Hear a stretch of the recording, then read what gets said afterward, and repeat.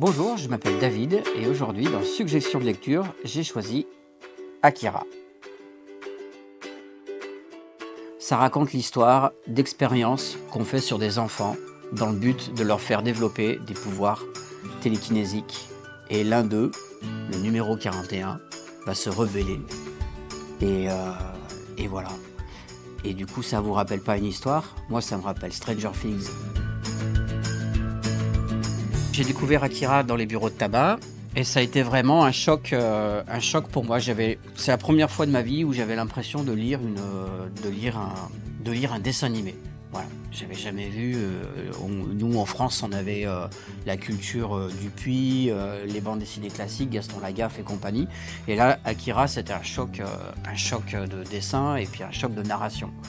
Et Otomo, si Akira est si important dans la pop culture, c'est que Otomo lui-même, l'auteur, a changé les codes. Voilà, il a apporté des codes qui venaient du cinéma. Et dans sa narration, son découpage, on était vraiment dans le travail cinématographique. Il y a le DVD dont j'aimerais vous parler, et il y a la bande originale du film Akira, mais ça, c'est un autre.